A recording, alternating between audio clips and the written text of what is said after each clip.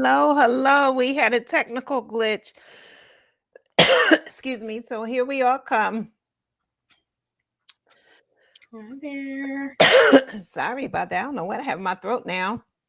1, 2, and she will be back on in a moment. Greetings, everyone. We had a technical glitch, but we are back. Brother Mojo, I'm going to pass it to you so I can get something to drink. Okay. I gotta get another drink too. Well, well, greetings, everyone. First and foremost, I greet you in the name of God and our ancestors, in whose footsteps we most humbly walk, understanding that we are all interconnected on some level, 360 degrees to life. And it's our choice where we stand and how we look at things. So we thank you for joining us tonight on Sisters for Harmony. And the 4 stands for the 4 directions, north, south, east, and west. And thank you. I hope Dr. Walls' throat's cleared now so she could take over the mic, unclick her mic. I don't know. You were doing such a fantastic job. I figured I'd let you keep on rolling with it. No. I am not the president. You are. Okay, I assume my role. So, good evening, everyone. Hello, Marianne from Harrisburg, and Leslie from Philly, and people from all around the globe. We are so thank you for joining us. Hello from Delaware, Melissa from Seaford, Delaware. All right, they are coming in. Come on in. Let us know where you are joining us from. We have a global audience. Welcome to Sisters for Harmony Vodcast. Sisters for Harmony is our registered 501c3 nonprofit, which focuses on helping women live their life on purpose and with purpose. And the reality is, as we help women live their life on purpose and with purpose, we're helping everyone in the community live their life on purpose and with purpose. Because as Brother Moses said, we are interconnected and we influence each other all the time. Hello, Diane from Newcastle and Chrissy from Philly. All right, 215 or 267. Welcome.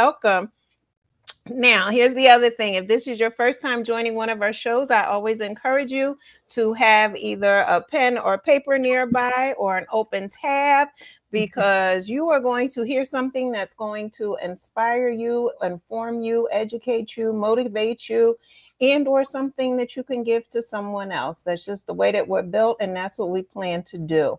And tonight we have this wonderful guest who I just already know. It's just tambourine worthy. So I'm gonna get ready to start shaking before we even start. We're gonna open up the gates to everything and let her do what she does.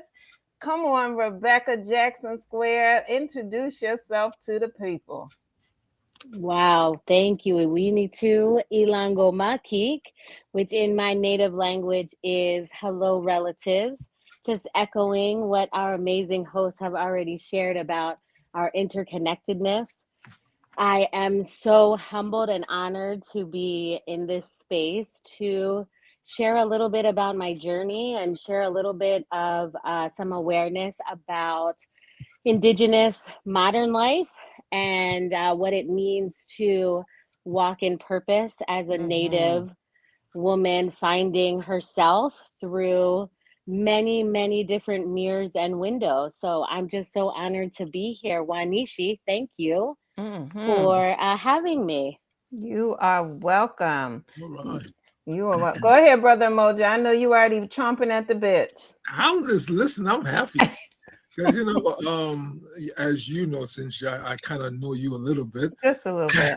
Just a little bit. No, I've been to several powwows. We out in Long Island. They have the way out on the island is a Native American lands out there, and I had the opportunity to go to powwows there. I did a powwow in New Jersey, and I like going to them, and I like listening to the language and the culture, because we find that there are things that connect us all together. And for me, the challenge is to find those pieces that connect us together. Because once we find we have common ground, then we could build on something, right?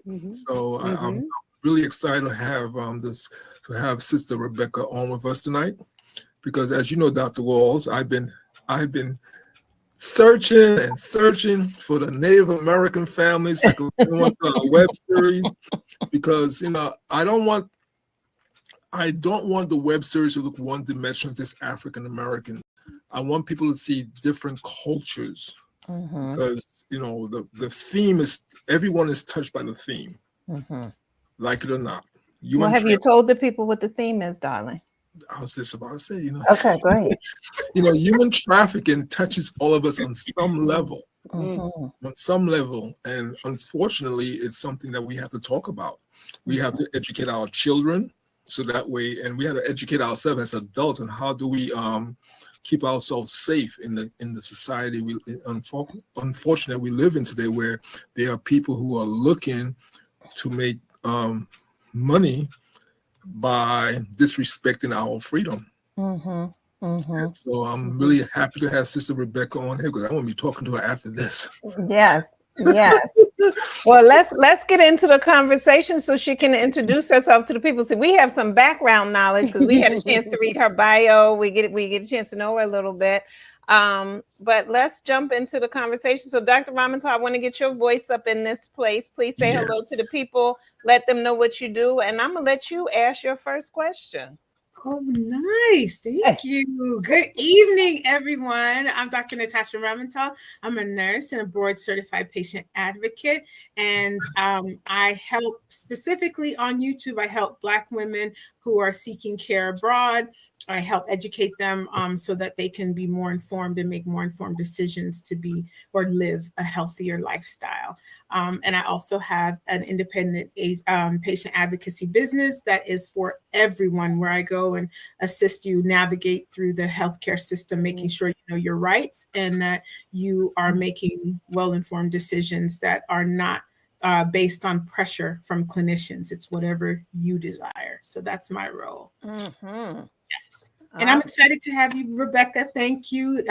Hearing or reading about your background, it reminded me of what we call griots, which are traditional West African oral historians and storytellers who preserve history and the genealogies through music and song.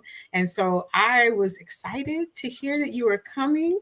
And I wanted to ask you a little bit, because your journey is so interesting, if you can share the story of your reconnection to your I hope I'm saying it correctly, Nanticoke roots. Yes, Is it that Nanticoke? was wonderful. Thank you so much. Yeah, Yes, good.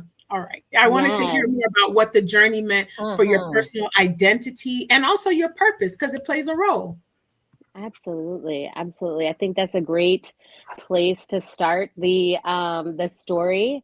My entire childhood, young adulthood, most of my adulthood was knowing the story that I was adopted, and I was adopted in a transracial adoption, which means that I was intentionally placed outside of my origin race. And I was placed with a Christian white family.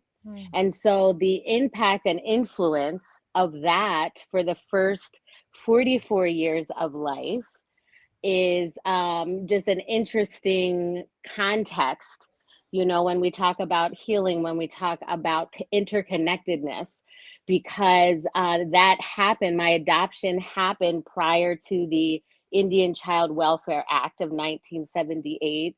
That was an adoption legislation that really focused on ensuring that Native children were at least given the opportunity for relatives or community members to take them in case of a mother not being able to keep their child or care for their child.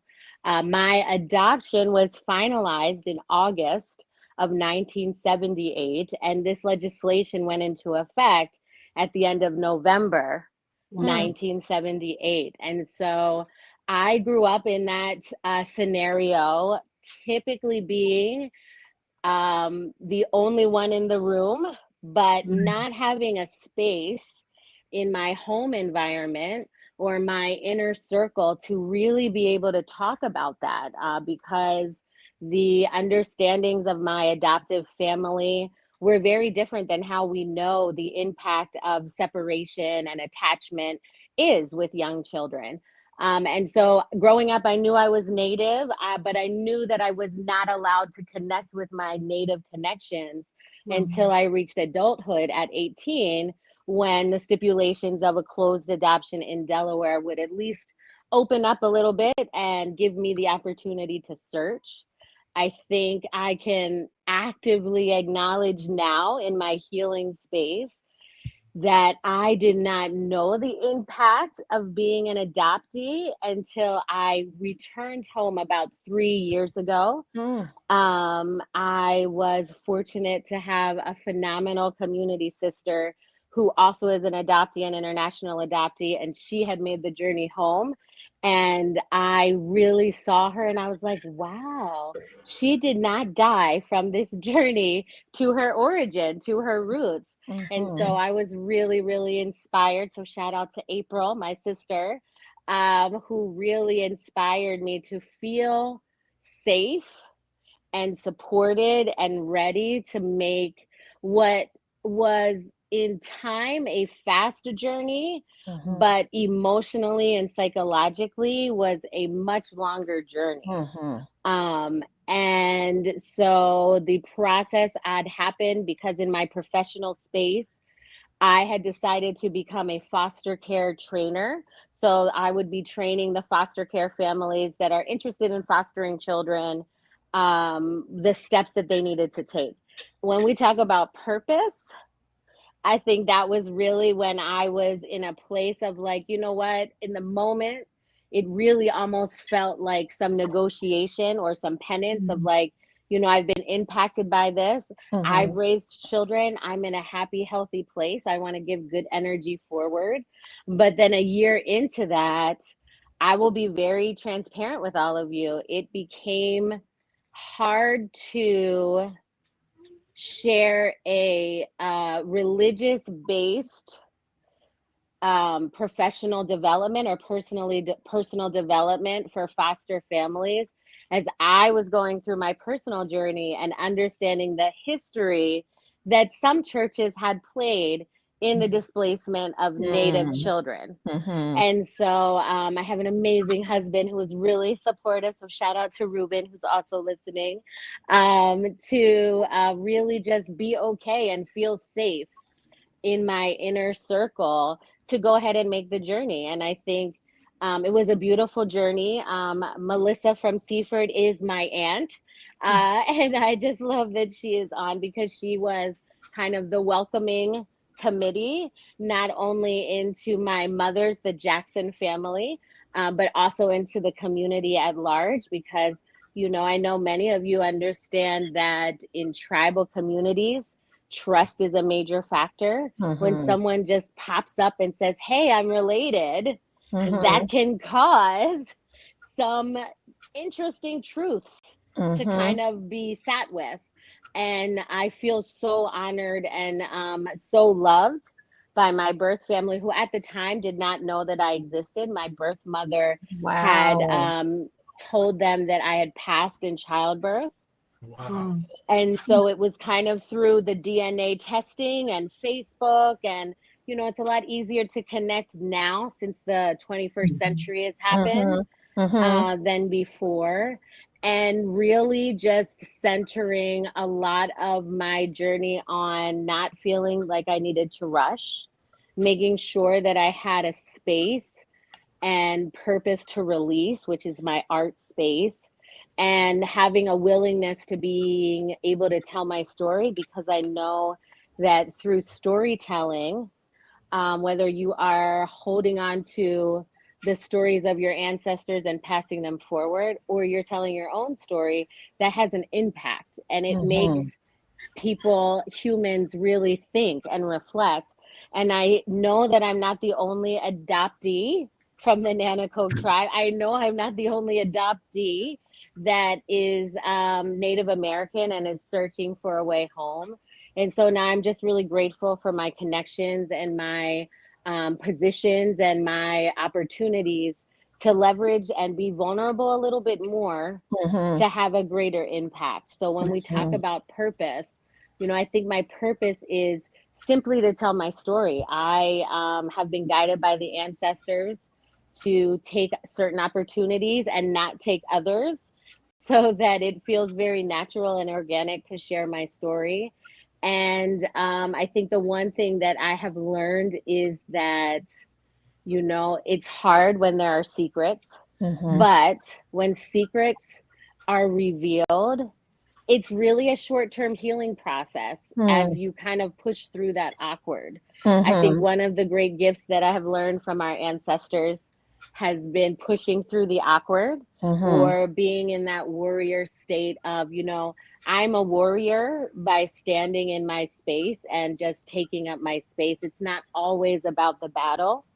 And so I really honor that, and send that energy forward to the next 7 generations, but also to those that, even though there's now legislation that protects or gives some connection to natives, there is an entire generation that were adopted out through the foster care after the boarding schools were closing down, that do want to find their way home and are really hoping to have a positive connection. And so that's kind of my purpose has shifted a bit to dive a little deeper in adoptee advocacy, really thinking about the impact on the adoptee, not so much the system of adoption, because I think a system can be flawed and you can still navigate it. It's probably, gonna wear you out a bit, but there are still ways to navigate it versus,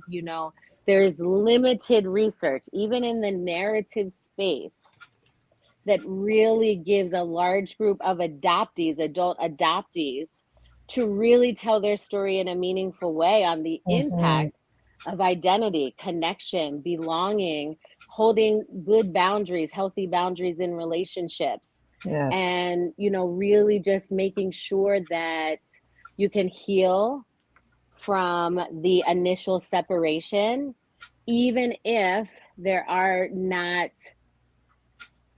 full connection. So I'll share with you that I never had the opportunity to meet my birth mother or my birth father. They both had passed.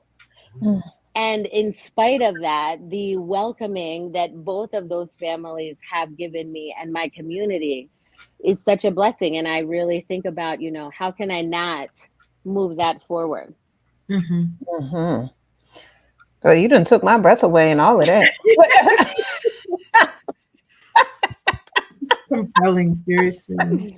There are so my questions are like that's all a over movie. the place. Yeah, sure It is a was. movie. Manifested. I hear that. Let's manifest that. You ain't said nothing. Look, you talking to Lioness, the lead actress. I jumped I on love over. it. But Dr. Walls, I started listening to her story and Yeah. listen to all the pieces. I mean, she just gave us a snippet of it. The sad thing about it is she's not the only one this happened to. I know. And you think there's a whole group Yes. of Native children that this happened to, and some of them are, for lack of a better word, some of them are lost from their culture. And it makes you stop and think about, as we talk about Ma'afa and things that happen to us as a people in this country, that there are so many people who, and that's why we all say we are all interconnected on some level, because what happened to her at the time it happens so many years back to so many different people. We walk around, when we in the African culture say, hey, my sister, hey, my brother, we say that because we are connected somewhere. We just don't know where. And so I'm listening to, I'm like, man, this happened to so many different cultures, so many group of people, that we are truly brothers and sisters to each other on some level. On some level. So that's an awesome snippet she just gave us. And I'm like, that's a movie waiting to happen right there. Yeah. And you talked about your art and how your art has impacted you. Has art been something that, when did you discover art? When did you notice the impact that it had on you? Well, I'll start with those two. So I think that art has always been center to my wanting to be a part of the world around me, if that makes sense. And I say that with intention because imagine, and you all may have certain experiences that you can connect to this, but growing up where no one looks like you, nothing that would in a very natural generational way, if I think I'm wording that the right way, kind of makes sense. So it was mind shifting to be in many environments where people would instantly look at me because it would appear as that I'm the only one that looks like that in the room. And so when I started to lean into art, I really appreciated that many artists, like I'm talking 7, 8 years old, I was introduced to more Eurocentric artists in my young childhood, but then kind of gravitated to surrealism in my young adulthood. And I think when I met Frida Kahlo, that fundamentally shifted some identity work. She's an Indigenous woman of Mexico. And the way that she really, she used her art as a way to kind of be real with herself. And she really it didn't have an impact on her what others felt about it. And as I learned more of her story, focusing a lot of my attention on her story, her art, probably by 18 or 19, I kind of became the local expert on Frida and really tried to say, hey, do you know this artist? Have you seen this artist? And I think right around then I was making some decisions about my next steps. I had gone into an art program in high school. I was doing well. I went to a Catholic high school. I went to Bishop Shanahan when it was in Downingtown. Ironically, I was just talking with someone that we were in, I'm sorry, Downingtown is where it is in now. Before it was in Westchester.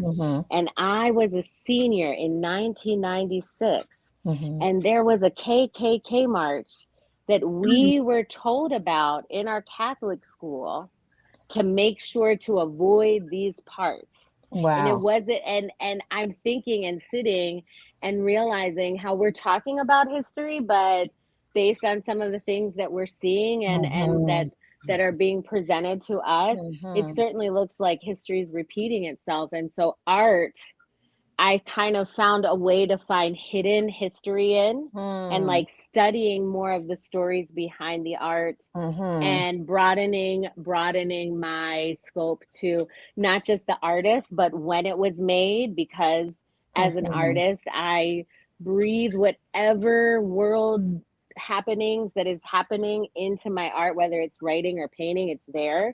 So I know I'm in printing. So I began to then look at art a little bit differently. And I think it was kind of, in the moment, it was kind of a toss-up, art or teaching. And I actually went into the teaching field because you can have an art of teaching and you can also teach art, and really followed a purpose of education and have been in education. I think this is 26 or 27 years level. I mean, level, not year, level. But, I gravitated to education because it was so hard for me growing up and being educated in a world that I didn't felt understood me or saw me. And then when I would come up with these, what I thought were brilliant out of the box ideas, I would be punished like I was distracting the class. And I think I would say probably around 8 or 9, I knew that I wanted to be a teacher because I didn't want children to suffer. I felt like I was suffering. I knew that. Wow. That's amazing. All right, I have to ask this question, and I'm gonna open it up to my other hosts to ask questions because I know they both chomping at the bit. All right. So you mentioned being one of one in a lot of spaces. How did your adopted family, did they explain your origin? Did they explain what type of identity did they want you to embrace? And on a cellular spiritual level, how did you reconcile that, if it was reconciled at all? Sure. I think that in our home, it was, and in our extended family, it was very well known that I was adopted, and and in most places, I felt somewhat guarded and protected as long as my family was with me. I mean, certainly, Mhm. I know some cousins probably put up some fights, and maybe some aunts and uncles that I have no awareness of. Mm-hmm. But in the early 80s, that allyship wasn't a thing. It was like that, Mhm. Yeah. and then as I got older, my adoptive father passed when I was 11. Mm-hmm. And so my mom became a single mom with three children, all with different looks, therefore different parents Mm-hmm. or Mhm. different fathers. And Mm-hmm. so I honor and know the baggage that she carried around, because I in my growing also carried that. And I say that because I have a space in my heart for mothers who are getting to the next space but are exhausted and tired and may not know what that space looks like, Mm-hmm. because that's real. And I think by breathing life into that, or at least acknowledging that, I'm also honoring my birth mom, who Mm-hmm. was probably in a really similar situation. Mm-hmm. The history that has been told to me is that she was really in a situation where her resources and her options were very limited, and to have an agency tell her, okay, well, we'll take your baby off your hands, you can go home, don't even worry about it, we'll take care of it. Mm-hmm. I can certainly understand and really come in a place of love, Mm-hmm.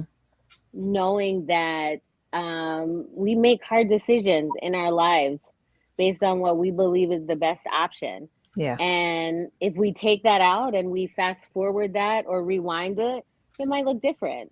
But Mm-hmm. I really choose to lean into honoring both of my mothers, now that both are passed, and both of my fathers, by really bringing honor to their name, and knowing that I know that if they had the knowledge and the awareness, that they probably would have been a bit more spicy. I mean, I will share with you, while my family was told not to take me down to Millsboro, Delaware, where the Nanticokes really hold a lot of their community and have their powwow, Mm-hmm. my family would take me down every summer to Rehoboth Beach, Bethany Beach, Millsboro, and Dagsboro, in spite of that. And so I can Wow. only, I'm a rebel, I'm a resistor, Mm-hmm. um, and I have to acknowledge that before allyship was known, named, or called out, they were Yes. trying out different strategies to make sure that even though I may look like I'm the only one of one, I have a protector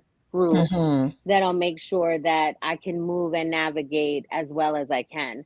And I Mm-hmm. honor that, and I try Yeah. and think, and in my education classes that I teach now, I want to bring conversations about how to think openly about the concept of family and Mm-hmm. parenting and guardianship, because you don't know the story of the other person on the other side of Yeah. that desk unless you ask. Yeah. Yeah. And I think a lot of my leaning into the education profession now is really about that relationship building. If Mm-hmm. you have that, you can accomplish so much, Mm-hmm. but you got to start with that. And that has helped me have a healing and amazing journey home, is knowing that it's the connection part. The Mm-hmm. history is the history, and I acknowledge that. Yeah. But I'm still learning that. What I feel when I go home, what I feel when I go to our powwow, we home, we here, we in this is my family, and that is something that I have longed for Mm-hmm. since I've ever known. You Mm-hmm. know, so that's just a beautiful thing of being brave enough to make that journey home, and Yeah. then now on the other side of that, serving my community in a way that's not only meaningful to me, but is a need for them to have filled. And I think that's the other Mm-hmm. part of the story that brings such joy, is that there are many of us that want to come home, but Mm-hmm. our communities need us home because Mm-hmm. we're bringing different skills, we're bringing different talents, different gifts, ways of connecting, ways of communicating. Mm-hmm. And that is magic. That is so beautiful to, now be the newsletter coordinator, the reporter for the tribe Mm-hmm. in a space that 4 Wow. decades ago I wasn't even allowed to walk into. That's Mm-hmm. wild. That's That's beautiful. huge. Yeah, that is. That is. All right. I know I said I was going to let y'all go next, but I just got one more. Look, Keep I it going. apologize. Look, I've got to keep it real. Would you tell us about the Nanticoke tribe? What makes you all unique? What does the name mean? Where does the name come from? Absolutely. So I know many things about our tribe, and I will be brief but direct, and also give guidance at the end on how to get more. We started in a location in Vienna, Maryland, where the Mm. Hansel location is, which is a really unique historical site. That was a reservation for our people for many years. There was another reservation in Laurel, Hmm. Oh, which isn't far from there. yeah. But reservations kind of shifted as federal versus state powers came into be. Nanticoke means tidewater people. Hmm. Mm. So we are of the marshes and the tidewaters of the Mm. Delmarva area, which I'm sure all of you are familiar and Hmm. may have visited. So it's really easy for me to connect with that indigenous ancestral connection growing up in this area Mhm. and going to certain places and just having a spiritual connection with the land. I think if there's Hmm. one thing that I can speak of, it's that I always knew that I had a connection to certain lands, Yes. because when I would be in those spaces, I would have a physiological shift Hmm. that Hmm. Yeah. wasn't scary. It wasn't fearful. I wasn't scared, but it was a sense of peace and calm that I now know is, that ancestral connection. Hmm. Others may feel it through prayer and meditation. There are certain lands in Delaware that when I go there, I feel very connected to our ancestors. I get very quiet and observant, and I am Hmm. literally hoping to pull the energy from the land. Hmm. And so doing some of that in the last 3 years and being a very curious book nerd and researcher, there are many stories of the origin of the Nanticokes, but I think what's most important is in the early 1800s, there was legislation that was based off of schooling and who could attend school and how they could attend school and how people could be educated. And our community in Millsboro, Delaware, made a decision that they would establish a community so that they could build an Indian school to educate their children Hmm. and be able to pool funds from Delaware to really educate their children, because at that time there was no way for their children to get educated past second, third grade. So Hmm. when they created this, the Nanticoke Indian Association, the NIA, was established and has been a state recognized tribe for a very, very long time in Delaware. But because of the ebb and flow of economics and politics and war, there was a period of time where powwows were celebrated around Thanksgiving time. And then around the turn of the century, into 1901, 1910, 1913, things were very different in that community and they weren't able to sustain that. So powwows actually came back in 1978, ironically. Wow. And they began to run again, similar to what you may have experienced as a modern powwow. Hmm. At a certain time, powwows were considered more tribal ceremonies. At this point, they're really about educating the public. It's a great way to get a Oh. good understanding of natives and different tribal energies.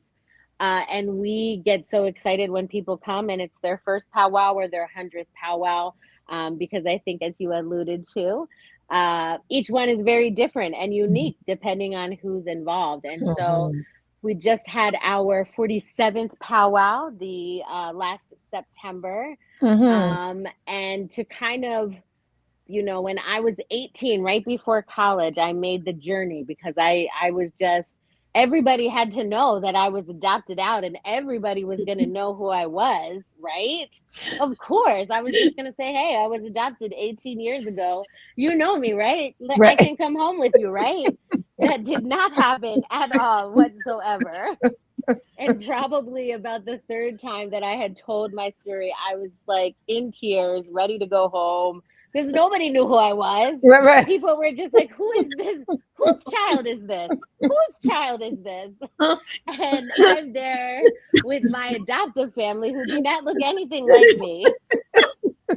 And so it was a very bittersweet moment. And it was just like, I'm not doing this. I'm not making the journey home. I want no parts of this.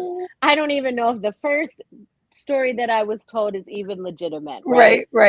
So I kind of just tucked that in a box and put that away and kind of revisited it a few times. When I had my own children at 25 and 26, kind of made some other peace with it.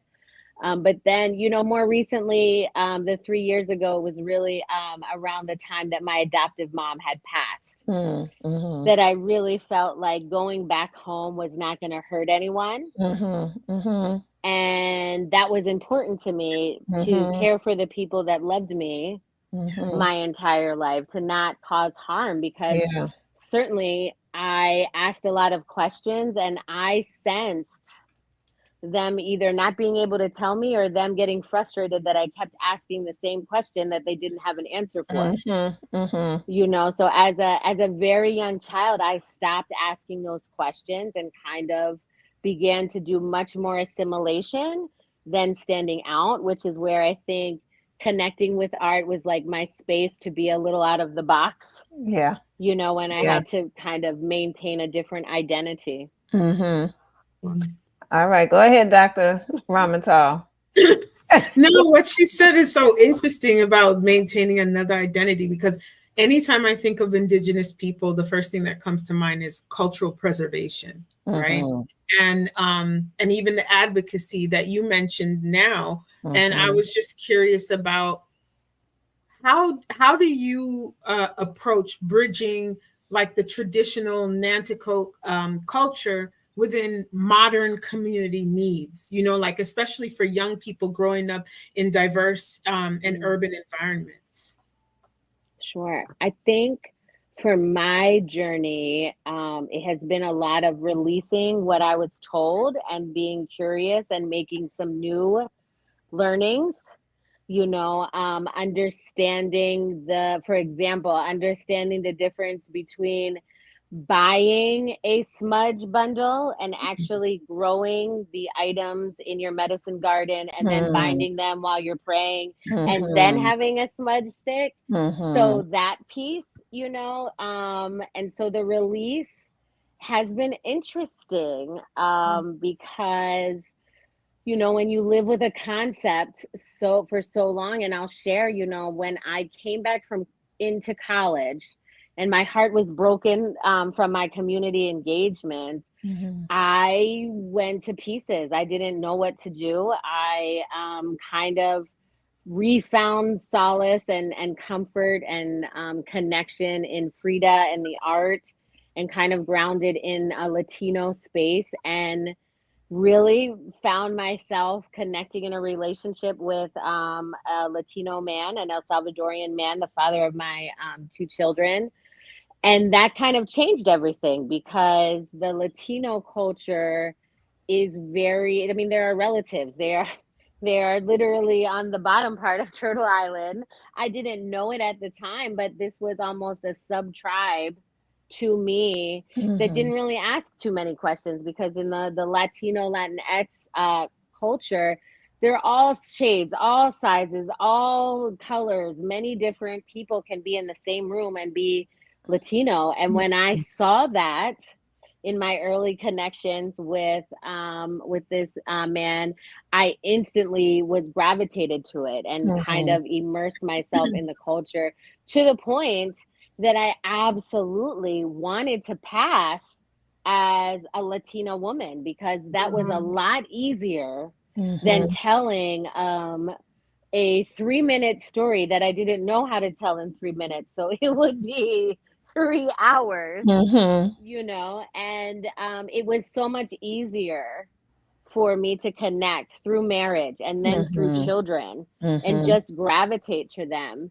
to then come back again 3 years ago and really identify with who I am and fully understand how that makes absolute sense, because they're also indigenous people. They're protectors of the land. The way that they have relationship with nature, with the elements, with each other is very, very connected. And so I'm honored to think that the guides, my ancestors, really helped kind of. I'm not a bowler, but this is a point of context that I will say. Like, I had bumper rails in my walk. You know, I would go over here and that wasn't a good fit, and then I would come over here and settle in. And I think to be, you know, I'm proudly 47 and I still feel vigor and youth, to know that I have turned it around to be able to stand proudly and know who I am and honor my past, but know that now that I know who I am, there's some responsibility with that. All right, little turtle who sees, tell us about that. Well, that was an honor.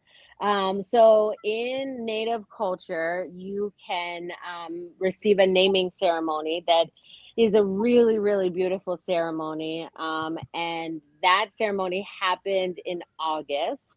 I think to honor my culture and my ancestors, I won't share the ceremony, but I will certainly share that having my family with me on our land and receiving my name from my Aunt Melissa in Seaford, who was there holding me and embracing me as that name was given to me. I think when I woke up the next morning, I had shifted. I had had a fundamental shift, and now it's really important to honor that and to be that and grow with that name as it grows with me. All right, Brother Emoji, I've been holding him back at the gate. I'm going to let him out the gate now. Go on, Brother Emoji. She's funny. No, I'm listening, and you know the interesting thing. The one word that keeps jumping up to me as I'm listening to you talking is the word kuchichakalia, and it's a word. It's a key Swahili word. It means self-determination, to speak for self and do for self instead of having someone else speak and do for you. Because we know when someone else speaks and do for you, it's never the same. It's not what it is supposed to be. And we use it as the second principle of Kwanzaa and Nguzo Saba. So as I'm listening to you speaking, it just, and your journey was just like you were finding your voice. And as you found your voice, it's just like you were speaking for yourself. And your ancestors were speaking to you, through you, and for you, and guiding you to where you are. And that's why, you know, it's so important that we honor the ancestors. And you're talking about your naming ceremony, you know, and in a lot of cultures, we find naming ceremonies are a point of a new beginning. And I heard you say the next day for you to shift, because once you understand what the naming ceremony is in your culture and what it does, it takes you to another place, a place where you find your ancestors waiting for you. Yes. Okay? And they sit there waiting for us, and that name brings you into the circle, and then they could release the information to you. Yeah, you get the download. Yeah.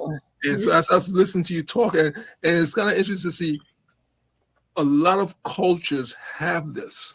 Mm-hmm. But for some reason, well, we know the reason why it has been hidden from a lot of us, Mm-hmm. because it empowers us to walk our truth, Mm-hmm. Yeah. right? Because when you start walking your truth, then you become so powerful that Mm. those who are trying to bump you or pull you or sidestep you, all of a sudden they have no power over you. Mm-hmm.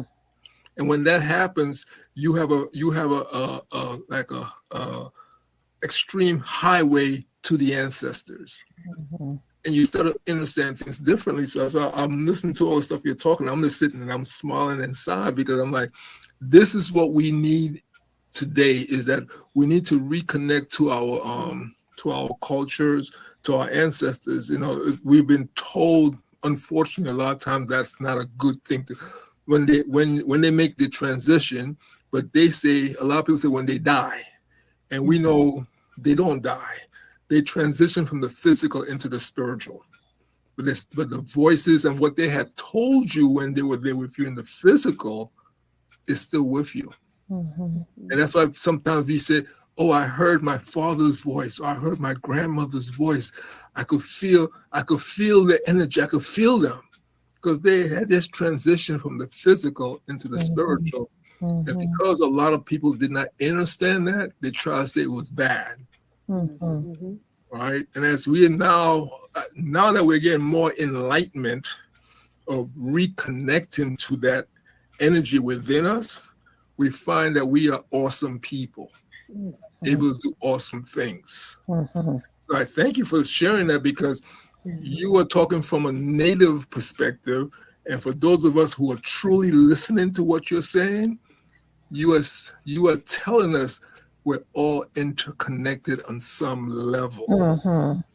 Because what you're talking about, we find it in a lot of African systems. We find it in Australia, we find it in New Zealand, we find it all over.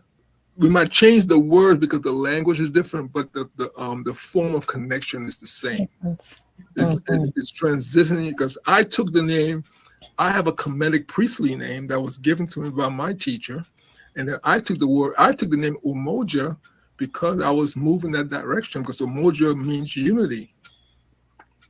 So as we make that connection, we find that one of the first things that happens to us is the changing of our names, because we find our energy is going to the word that we are becoming. Mm-hmm. Right? And as we become that word, we find a name that associates with our energy that we are walking to. Mm-hmm. Right? And that's why, in some Native American and in some African tribes, like me, I was given my name by my grandparents, not my parents.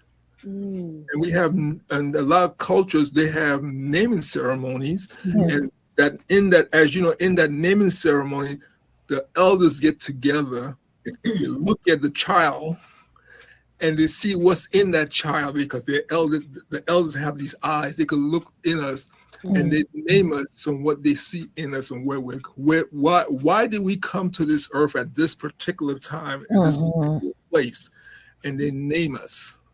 Mm-hmm. Right? So as you're talking about, that's very powerful, because that brought you back to your culture, and as you're walking that culture, I could hear you talking, and I could feel your energy connected with the ancestors. So Yeah. I love it. Mm-hmm. I say. Rebecca, anything you want to say in response to that? I'm just, again, just so grateful, because I think the journey really was for me being able to hear the voices, because, in many spaces, we're told to kind of separate from some of that guidance. And I say that from my experience of my transracial adoption. So Mm-hmm. some things in my younghood, the way I would gravitate toward nature, I would hug trees Mm-hmm. all the time, all the time. I still hug trees, because tree people, we talked about this earlier, Yeah. right? Yeah. But it's just a way to honor, because I will tell you, the trees on Route 1 going Mm-hmm. back and forth of Millsboro. I will tell you that in the last 3 years, I've noticed how tall they've been. So Mm-hmm. that means that they have been there the entire Mm-hmm. time that Mm-hmm. my human body has been going back and forth. Mm-hmm. And to know that that is such an ancestral Yeah. connection, Yeah. it just brings me life. It brings me power and life and purpose. So Mm-hmm. I'm just so grateful to have the opportunity to share a little bit Mm-hmm. about going back home and reconnecting, for Yes. sure. Now, you also have this contemporary social justice piece. You have these events that you do. You have these curations that you have. Let's talk a little bit about that. I know we're about 6 minutes before the top of the hour. And let me tell you all, this is not a one and done. She will be back. As you can hear, there's so much more for us to learn and glean and be inspired by her. So we're definitely, and Brother Emoji done already claimed his talking to her after the show. So so much, so much. But tell us a little bit about that work, this social justice, contemporary social justice work. Sure. So I originally began a organization to lift storytelling of our BIPOC audiences, and I had that as Skirt in the Dirt storytelling. Mm-hmm. It was fantastic. I loved it. But to be very honest with all of you, I transitioned from that into a different space, hyper focused on Native voices in the last year and excuse me, 18 months. And now we exist as Native Creative Arts. Mm-hmm. And in that space, we're really, really empowering Indigenous artists to take some chances, be open to some opportunities. We have an opportunity coming up in 2026 for Native and Indigenous artists who are looking to take the next step in their artist, whatever that may be. I Mm-hmm. think the most beautiful part about that is the collaborative spirit behind several museums in Delaware, as well as being an intergenerational opportunity. I think one of the greatest gifts that I have been given coming back home is understanding how to hold space with all of the generations, like how Mm-hmm. we relate to elders, how we relate to babies, how we relate to adults. And so thinking about how this fellowship will bring together artists and really coming from a place of like stone sharpening stone, the magic that the teaching that will happen without any teaching happening is just Mm-hmm. really going to be a beautiful journey. And I think a lot of my space is also creating paintings that depict some of my experiences going home. I actually currently have a piece hanging in the Delaware Art Museum. Woo-hoo. Woohoo, woohoo. I have all the feels. Congratulations. Thank you. And it's actually really great. They are highlighting Indigenous living. They have an Indigenous fashion show on the 15th of November. So you can visit their website, Delaware Art Museum, to find more information there. But I share that because when we think about how when I'm in a library in a school building, many of the stories about being Native are from a historical perspective. And when we think about the impact to have Native artists live around us, we're not a piece of history. We are still here. We are still living. We are still painting the town red and doing our thing. And so living it is so powerful. And so a lot of my art is surrounded about coming home. I think my art has come out in different ways, but now the intention behind it is really centered around Indigenous experiences or materials. So you'll see that there's several ribbon skirts in my collection on my website. That's something that, you know, the ribbon skirt is so meaningful to me as a cultural icon in a modern world, but also has a beautiful history.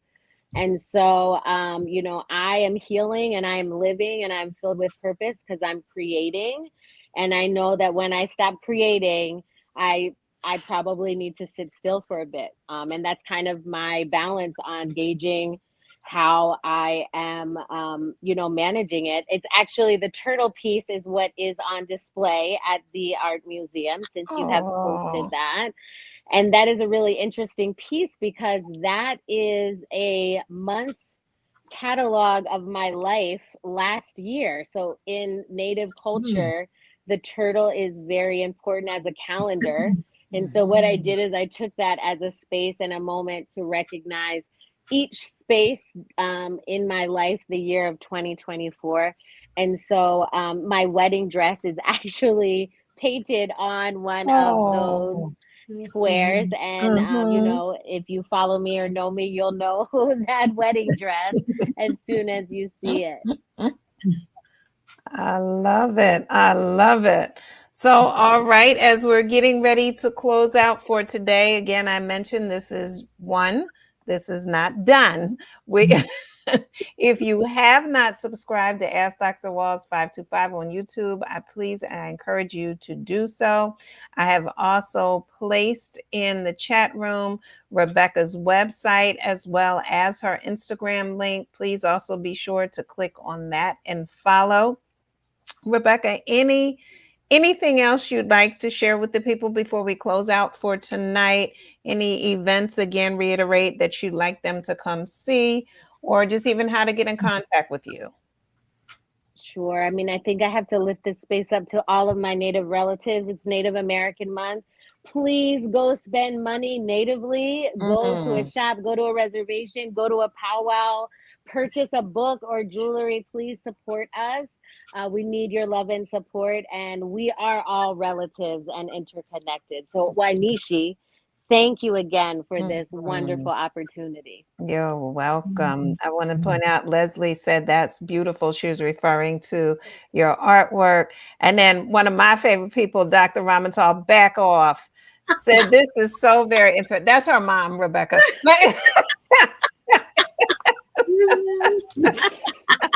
Wait, Miss Gwendolyn. Oh, Diane said, thank you, Rebecca, for this inspirational session. And Molly said, excellent, excellent. So if people would like to purchase your artwork, is that something that they can do also? Can they do that on your site? Do they need to contact you directly? They can certainly contact me directly. Thank you so much. Okay, you're welcome. All right, y'all, you've been given your assignment. It is important. We must be able to support our Native American brothers, sisters, aunts, uncles, grandmas, grandpa, everybody, right? The artwork, jewelry, whichever exhibitions we want to go to and support. We want to amplify these voices. We want to support the social justice. We want to do our part in the healing process. All right, Brother Emoja, go ahead. What do you have to say to close us out? Ooh, man. First, I just like to thank everyone who's listening. And if you heard there's a lot was said tonight, family. It might not be for you, but you could take it and pass it on. You have to remember we are links to the community, to the global community. So please, you might say, that's nice, but it's not really for me. But you know what? I promise you, you have someone you know who needs the information, who will like the information. So take it and pass it on, because it's very important we do that. Yes. It's part of our culture. You know, that's what the Ujima is about, collective worker responsibility. Yeah. That's what Ujima Kiswahili word, the third principle in Kwanzaa. But, you know, I want to say congratulations to Dr. Ramatol. She has her first client, I was told. And it's so sweet. I wasn't expecting that. That's so sweet. Go ahead. What she does is so important, because we all need advocates on some level in our life. Someone who could speak for us when we can't speak, or when we don't know what to say. And so she's doing something very important in our global community, because a lot of times when we walk into a doctor's office or in the medical, we don't know what to say or how to say it. Yeah. So to have someone who's an advocate who understands the language and the Yes. culture in the medical facilities Yes. that could walk in with you and be that advocate, be that voice for you. So congratulations. Someone listened and someone Yes. said, I need her to speak for me. Yes. And so congratulations, sis. I'm Yeah. so happy for you on that because, we need more of that in our community because, when I went through my medical stuff, because of who I am, I was talking and I was saying no. Right. I didn't care the doctor liked it or not, but he needed to understand he had someone in front of him that was going to question him and challenge him because I wanted to make sure I was getting the best that I could get. That was it. So congratulations on that. And I want to tell family that we are working on Kadaga season 5. My wife and I are putting things together because we don't want to just have a show.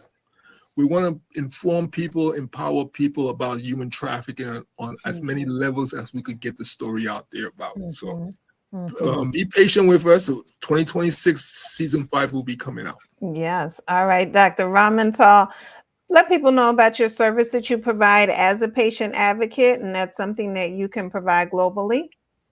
Sure. So if anyone needs any assistance, whether it is communicating with clinicians, trying to vet facilities in the U.S. or abroad, or just even something as simple as making appointments or being available for their appointments to ask the right questions and make you or your loved one's needs known, I am here for that. I am a independent patient advocate, and I offer a free 30-minute consultation.